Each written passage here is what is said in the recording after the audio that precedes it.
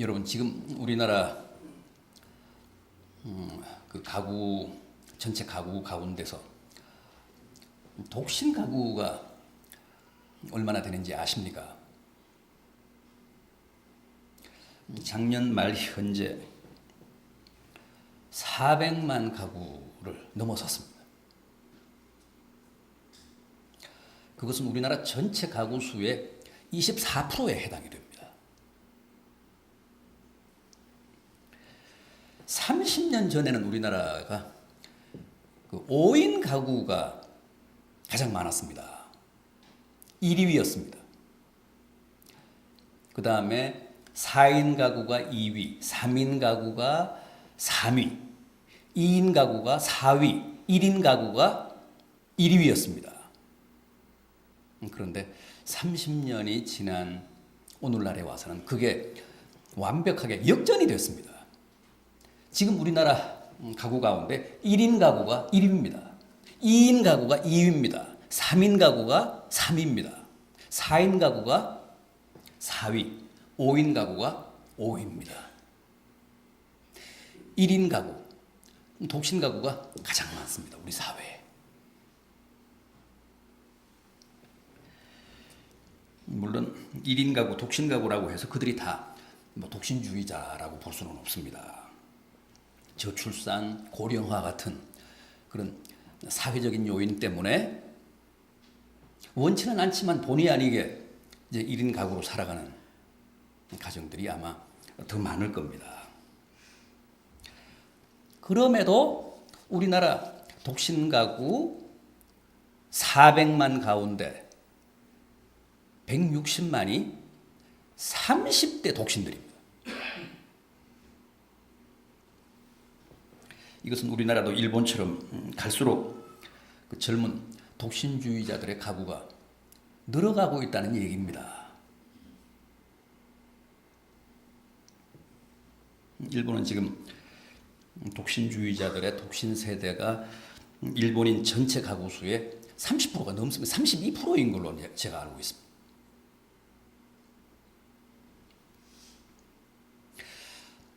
독신을 원해서 살아가는 사람들이 그렇게 많다는 거예요. 일본 사회에. 지금 우리도 이제 그런 쪽으로 오리엔테이션이 된 것 같습니다. 그런 쪽으로 지금 가고 있는 추세에 있는 것 같습니다. 여러분, 독신을 어떻게 생각하십니까?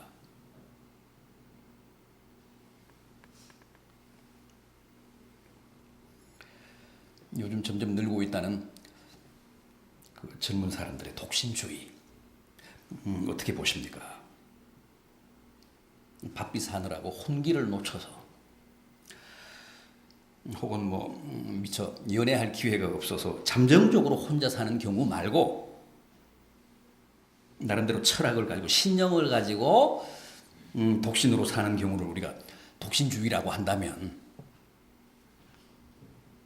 그 독신주의를 어떻게 생각하느냐고요. 주님도 독신이셨죠. 주님도 분명히 독신이셨습니다. 33세에 십자가를 지시기까지 독신으로 사시다가 십자가에 달리셨습니다. 주님이 막달라 마리아와 연애를 하시고 막달라 마리아와 결혼을 했다는 얘기는 위경, 무슨 가짜 성경이라든가 또 정체불명의 파피루스 문건들, 고대 문건들이라든가 뭐 니코스 카잔자스키 같은 작가들의 최후의 유혹 같은 소설에나 나오는 얘기입니다. 성경은 주님이 뭐 연애하셨다는 기록도 없고 그 결혼하셨다는 기록도 없습니다. 분명히 성경을 우리가 볼 때 주님은 독신이셨습니다. 바울은요, 바울도 독신이었습니다. 바울은 독신을 넘어서 거의 독신주의였던 것 같습니다.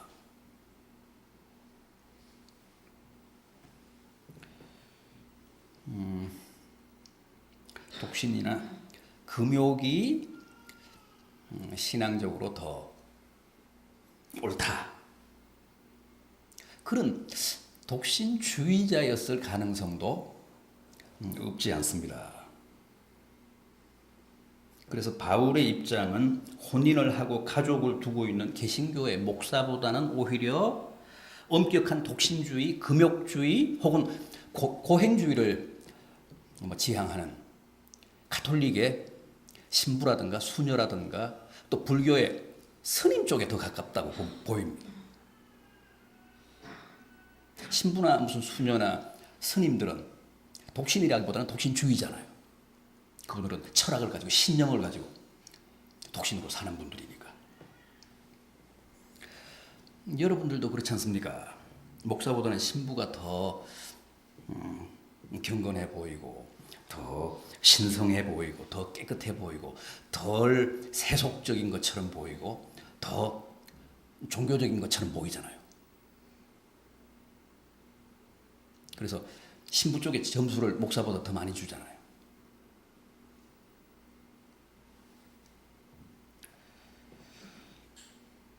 바울의 진리는 뭘까요?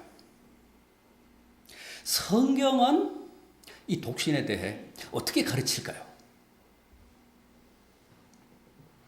먼저 오늘 본문을 발췌한 고린도전서 7장 1절을 한번 보십시오.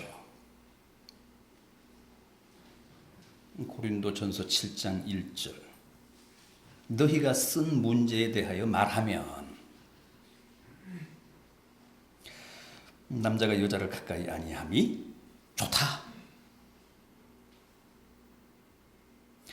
고린도 교회가 바울에게 이 혼인 문제, 결혼 문제에 대해서 질의를 했습니다. 질의를 했는데 거기에 답하면서 지금 바울이 뭐라고 답하느냐 하면 뭐라고 얘기하느냐 하면 남자가 여자를 가까이 하지 않는 게 좋다.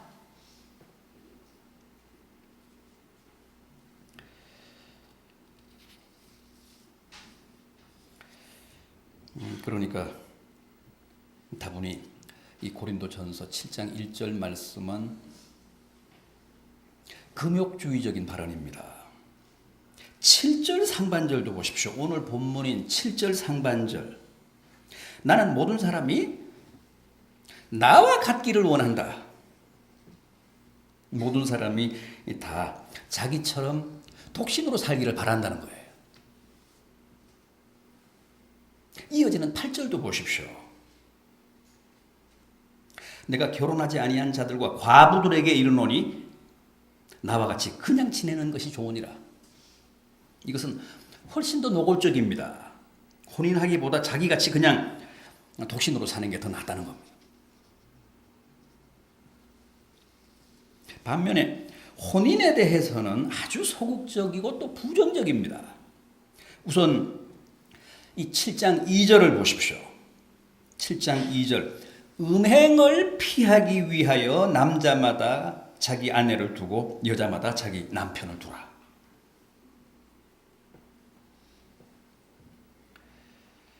각각 아내와 남편을 두라고 하면서도 음행을 피하기 위해서라고 합니다. 오늘 본문 9절도 보십시오. 만일 절제할 수 없거든 결혼하라. 정욕이 불같이 타는 것보다 결혼하는 것이 나으니라. 듣자 하니 참 이 말씀은 심한 것 같습니다.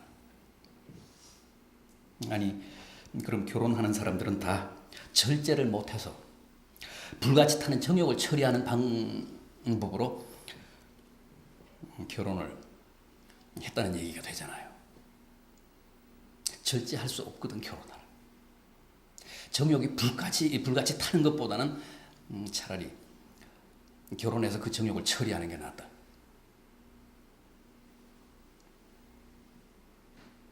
그럼 바울은 정욕을 잘 제어할 수 있어서 독신으로 살았다는 얘기입니까? 우리는 성경을 보다가 가끔 이런 말씀을 만나면 참 난감해집니다. 참 혼란스럽습니다. 그렇지 않습니까? 처음부터 아예 결혼을 안 하는 게 하나님의 뜻이라는 것인지 사제나 수도사들 같이 독신주의, 금욕주의가 훨씬 더 신앙적이고 더 성서적이라는 뜻인지, 결혼한 사람들이나 가정을 가진 개신교 목사들은 다 정욕을 못 참아서 아내나 남편을 둔 속물이라는 뜻인지,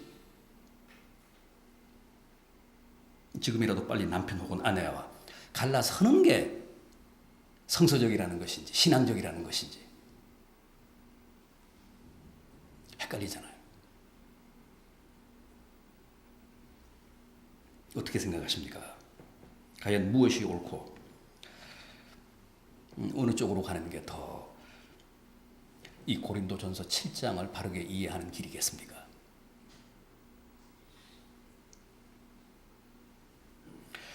여러분, 만약 여러분들이 이 고린도전서 7장을 그런 식으로 금욕주의나 독신주의 혹은 고행주의 쪽으로 해석하신다면 그것은 이 텍스트를 오해하신 겁니다. 이 바울의 진의를 왜곡한 겁니다. 그런 게 아닙니다. 7절 말씀을 다시 한번 보십시오. 오늘 본문 7절 말씀을 다시 한번 보십시오. 나는 모든 사람이 나와 같기를 원하노라. 그러나 각각 하나님께 받은 자기의 은사가 있으니 이 사람은 이러하고 저 사람은 저러하니라. 무슨 뜻입니까? 자기 개인적으로는 사람들이 다 자기처럼 독신으로 사는 것을 바라지만은, 그러나 결혼 문제라든가 무슨 그 독신 문제는 결코 자기가 원하는 대로 되는 게 아니라는 겁니다. 어느 쪽이든 그게 다 하나님의 은사고 하나님의 선물이라고 합니다. 즉 하나님의 은사가 그 사람의 결혼이나 독신을 결정하는 것이지, 자기가 결혼하겠다고 해서 결혼을 하고 자기가 독신으로 살겠다고 해서 독신으로 살 수 있는 게 아니라는 거예요. 각각 하나님께 받은 은사가 있으니 이 사람은 이러하고 저 사람은 저러하니라. 이게 바로 그런 뜻입니다.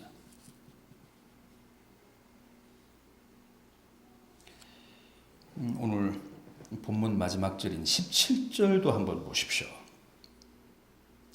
오직 주께서 각 사람에게 나누어 주신 대로 하나님이 각 사람을 부르신 그대로 행하라.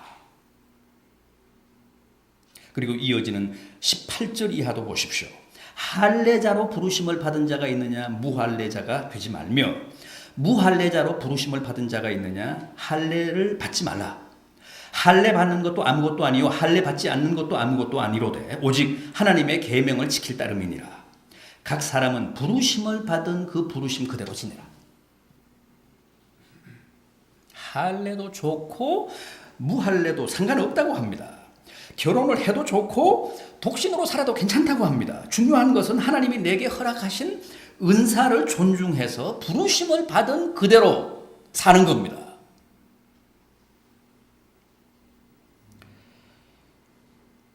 어떤 모습, 어떤 형태로 살든 그 중심에 주님만 모시고 살면 족하다는 거예요. 따라서 할례가 옳으냐 무할례가 맞느냐, 혹은 결혼하는 게 옳으냐 독신으로 사는 게 더 신앙적이냐, 독신인 가톨릭 사제가 더 경건하냐, 결혼하며 사는 개신교 목사가 더 세속적이냐를 따지는 것은 다 부질없고 어리석은 논쟁이라고 합니다. 어느 쪽이든 부르심을 받은 그대로 살면 된다고 합니다. 결혼한 사람이면 그 사람은 결혼의 은사를 받은 겁니다. 독신이면 그 사람은 독신의 은사를 받은 겁니다. 결혼했다고 더 세속적이라고 볼 필요도 없고 결혼하지 않았다고 더 종교적이라고 볼 필요도 없다는 거예요. 독신으로 사는 성직자도 혼인한 성직자 이상으로 세속적일 수 있고, 혼인한 성직자도 독신으로 사는 성직자 이상으로 경건할 수 있다는 겁니다. 헛된 편견이나 선입견 가지지 말라는 거예요.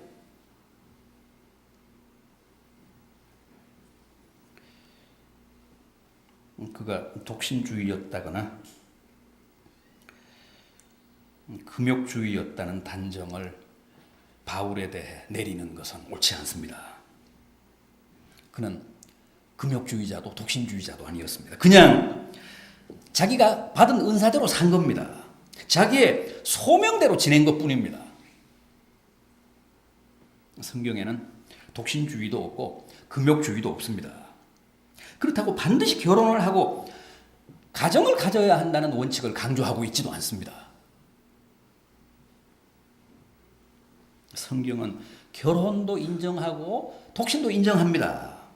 둘 다 하나님의 은사라고 합니다. 결혼의 은사를 받았으면 결혼해서 사는 것이고, 독신의 은사를 받았으면 독신으로 사는 겁니다.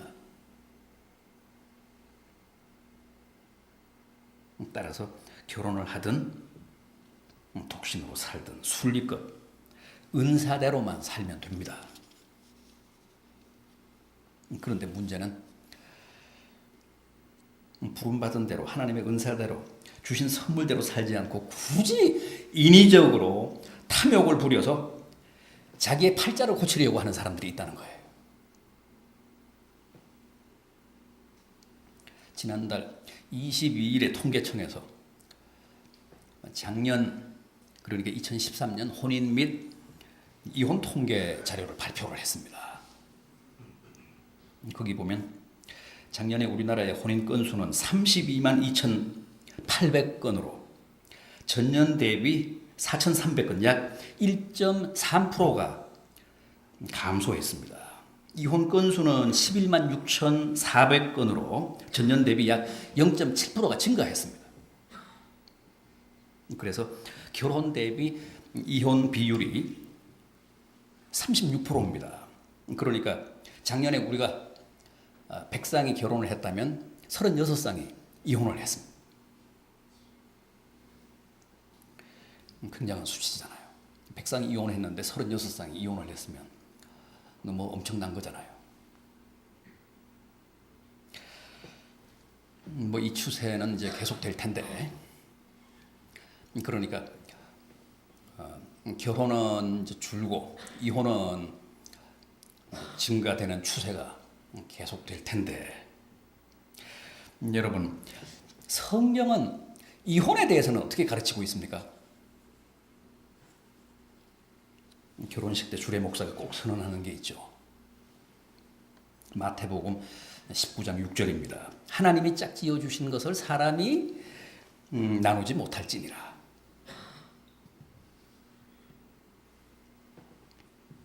어떻습니까? 그렇습니까?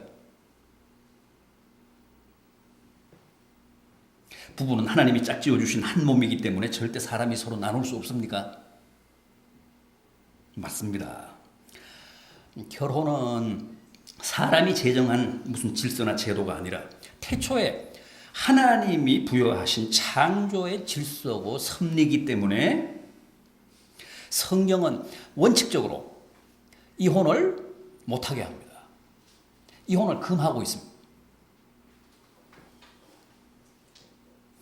오늘 본문 10절도 보십시오.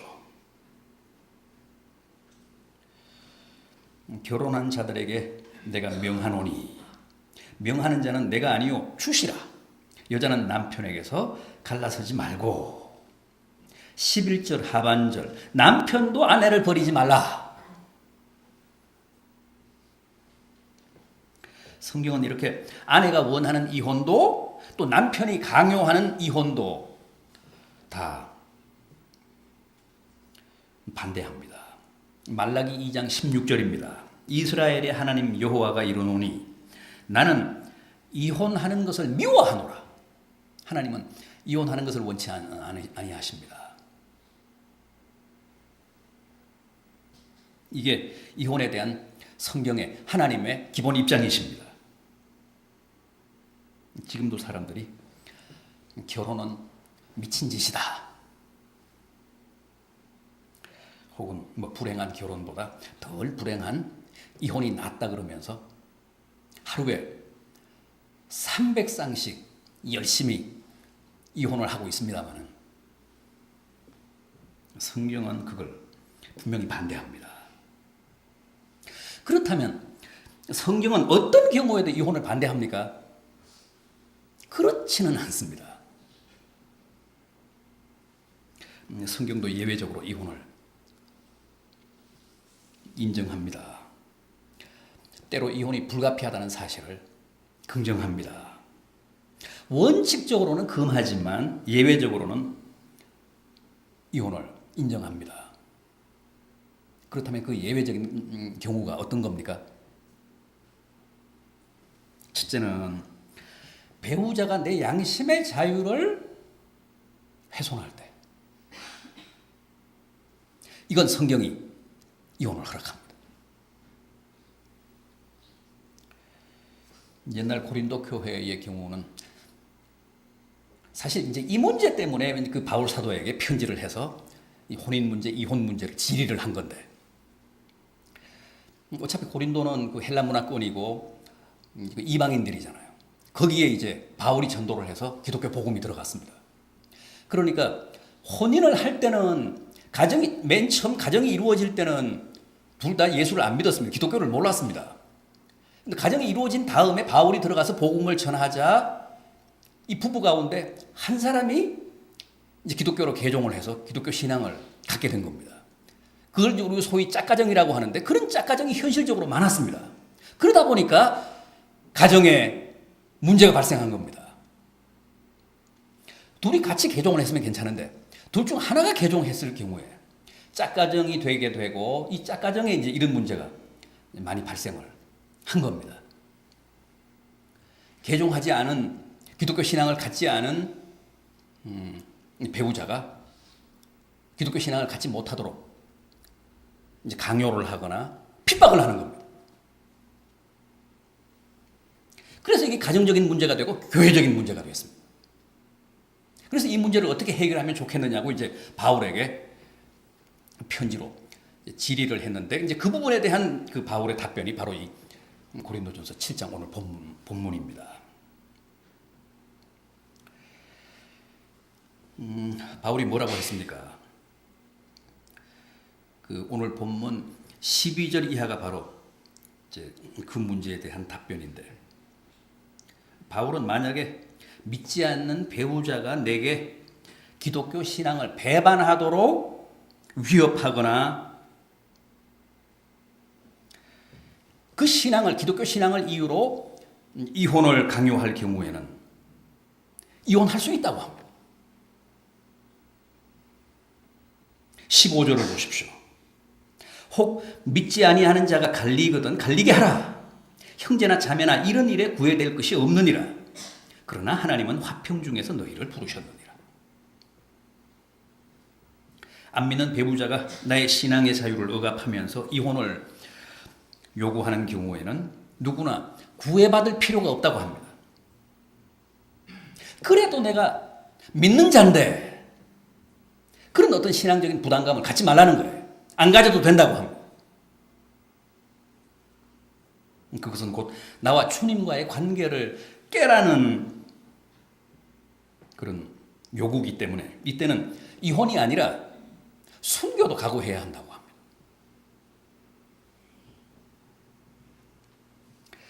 그러나 바울의 이런 말씀이 자칫 안 믿는 배우자와의 이혼을 너무 쉽게 생각하게 하는 오류를 범하게 될까봐 다시 뭐라고 합니까? 우선은 안 믿는 배우자의 구원을 위해서 참고 기다리라고 합니다. 16절을 보십시오. 아내 된 자여 내가 남편을 구원할는지 어찌 알 수 있으며 남편 된 자여 내가 아내를 구원할는지 어찌 알 수 있으리요. 그러니까 안 믿는 배우자가 이혼을 요구한다고 해서 그냥 당장에 해주지 말고 일단은 좀 견디는 게 좋다고 합니다. 참으라고 합니다. 안 믿는 배우자가 내게 고통을 주고 내 신앙 양심을 해친다고 해서 서둘러서 이혼할 일은 아니고 가능하면 견디고 같이 살면서 그 배우자의 구원을 위해 기도하며 애쓰는 게 그게 옳다고 합니다. 그러나 정 그게 아니라면 이혼을 해도 신앙적으로 문제될 게 없다는 뜻입니다. 이혼을 해도 된다고 합니다. 다음은 배우자의 음행입니다. 성경이 부부관계를 깨는 문제로 가장 엄격하게 다루는 주제가 바로 이 음행입니다. 주님도 마태복음 19장 6절 이하에서 하나님이 짝지어 주신 것을 사람이 나누지 못할지니라 그러시면서 음행한 연고 외에 아내를 버리고 다른 데로 장가드는 자는 간음함이니라 그러셨습니다. 원칙적으로는 그 이혼을 금하시면서도 음행만큼은 합법적인 이혼 사유가 된다는 사실을 전제하신 겁니다. 그럼에도 음행마저도 그게 자동적으로 이혼을 정당화해 주는 것은 아닙니다. 비록 배우자가 음행을 했다고 해도 일단은 용서하고 기회를 주고 회개하도록 기다려주는 게 더 옳다고 합니다. 그게 성경의 가르침이라고 합니다. 호세아는 아내가 다른 남자와 눈이 맞아서 수없이 가출하고 바람을 피우고 남의 아이를 낳았어도 그때마다 가서 다시 데리고 와서 용서하고 회개시켜서 끝까지 같이 살았습니다. 그러나 누구나 호세아처럼 그럴 수는 없습니다. 그렇잖아요. 자기 배우자가 한두 번도 아니고 수없이 밥 먹듯이 바람을 피고 문제를 일으키는데 끝까지 그 용서할 사람은 흔치 않잖아요. 따라서 일단 음행만큼은 성경이 인정하는 정당한 이혼 사유가 된다고 합니다. 배우자의 음행이 도저히 용납이 되지 않거나 또 아무리 기다려도 돌아오지 않을 경우 우리는 이혼할 수 있습니다. 그렇지만 우리가 꼭 기억해야 할 것은 지금 우리는 너무나도 위태로운 환경에 너나 할 것 없이 다 노출이 되어 있습니다. 우리를 에워싸고 있는 모든 대중문화가 전방위적으로 우리를 미혹하고 시험하고 있습니다.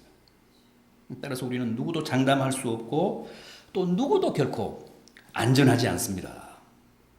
그러므로 우리는 자기 관리에도 철저해야 되지만 또 배우자에 대해서도 보다 많은 관용과 이해를 가질 필요가 있다는 겁니다. 왜냐하면 지금 펄펄 뛰며 흥분하고 있는 나도 실수하지 않는다는 보장이 없기 때문에 그렇습니다. 그렇습니다. 여러분, 부부란 서로에게 가장 큰 힘이 되지만은 또 때로는 가장 큰 짐이 되는 것도 사실입니다. 가장 큰 위로가 되지만 또 가장 큰 아픔과 절망이 되는 것도 사실입니다. 그럼에도 우리는 가정을 함부로 깰 생각을 해서는 안 됩니다. 환상은 금물입니다. 지금 이 사람과 함께 살면서 겪고 있는 고통을 취소하고 다른 사람을 만난다고 더 행복해지리라는 보장은 없습니다. 이제 결론적으로 오늘 본문 마지막 16절과 17절 말씀을 우리 같이 한번 읽고 마치도록 하겠습니다. 오늘 본문 마지막 두 절 16절과 17절입니다. 함께 읽겠습니다.